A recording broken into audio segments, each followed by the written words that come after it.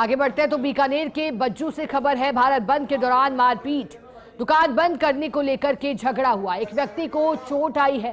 Police मौके पर, व्यापारियों ने धरना लगाया है। तो भारत बंद से जुड़ी तस्वीरें और भारत बंद का असर, कहां कितना असर और इसके बाद की क्या स्थिति, फर्स्ट इंडिया आपको लगातार स्थिति से मुखातिब करवा रहा है। अब ये तस्वीरें बीकानेर से है जहां व्यापारियों ने धरना लगाया और इस दौरान मारपीट भी हुई। बड़ी संख्या में इस दौरान लोग मौजूद रहे। एक व्यक्ति को चोट आने की खबर है। दुकान बंद कराने को लेकर झगड़ा हुआ।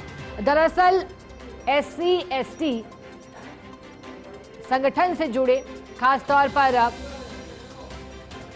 दलित और आदिवासी संगठन आरक्षण संघर्ष समिति से जुड़े, जो कि भारत बंद का ऐलान कर चुके थे। उन्होंने मांग भी की थी जरूरी सेवाओं को छोड़ करके, जिसमें मेडिकल है, पुलिस है, अग्निशमन है, चाहे पेट्रोल पंप हो, दुकानें हो, सरकारी दफ्तर हो, बैंक हो, बंद का समर्थन करने की। और फिर ये तस्वीरें आई जब दुकान बंद न मिली तो बंद कराने को लेकर के झगड़ा हुआ। हालांकि इसका मिला जुला असर पूरे ही प्रदेश भर में दिखाई दे रहा है।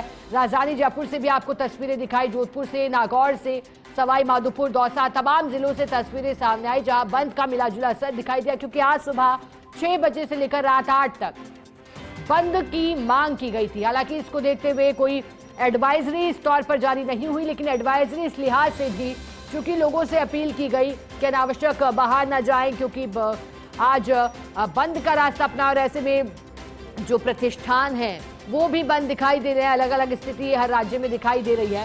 इसी बीच ये खबर बीकानेर से आई। अधिक जानकारी देने के लिए हमारे साथ बीकानेर से रेजिडेंट एडिटर लक्ष्मण राघव जुड़े हैं।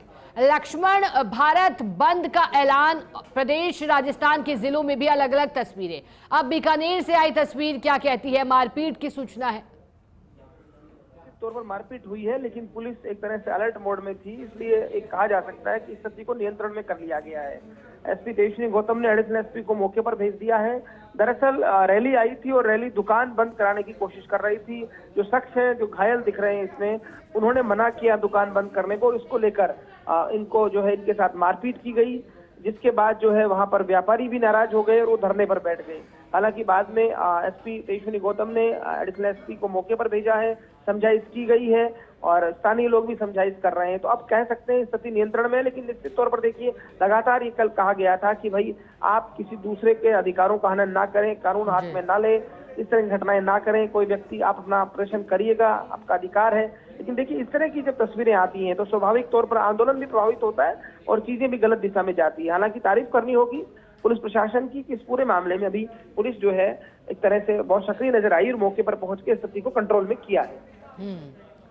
लक्ष्मण, बंद का असर चूंकि सबसे ज्यादा तो कुछ राज्य हैं जहां दिखाई दे रहा है, राजस्थान में भी मिला जुला असर है, लेकिन क्या इस बीच जो मारपीट की घटना हुई, प्रदर्शनकारी जबरन दुकान बंद कराने की कोशिश करते हुए दिखाई दी और ऐसी स्थितियां पुनः ना हो, ऐसे में क्या इंतजाम किए गए हैं प्रशासन की ओर से?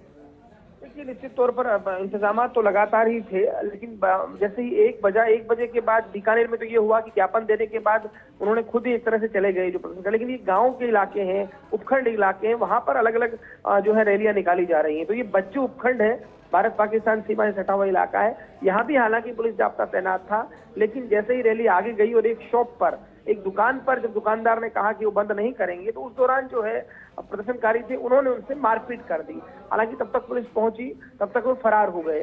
तो मुझे लगता है कि हालांकि पुलिस की तरफ से, प्रशासन की तरफ से पूरे इंतजाम हैं, लेकिन क्योंकि रैली अलग अलग इलाकों में जाती है और उस वक्त ऐसी घटना हुई है, तो हाँ, आपकी बात ठीक है, थोड़ी और सावधानी, सतर्कता की आवश्यकता है। लेकिन इस पूरे मामले में बाद में पुलिस ने इसे ठीक से हैंडल किया है और अब जो है घायल को उपचार कराया जा रहा है और वहां मौके पर स्थिति नियंत्रण में है। ठीक है लक्ष्मण, शुक्रिया आपका साथ जुड़ने के लिए, जानकारी के लिए।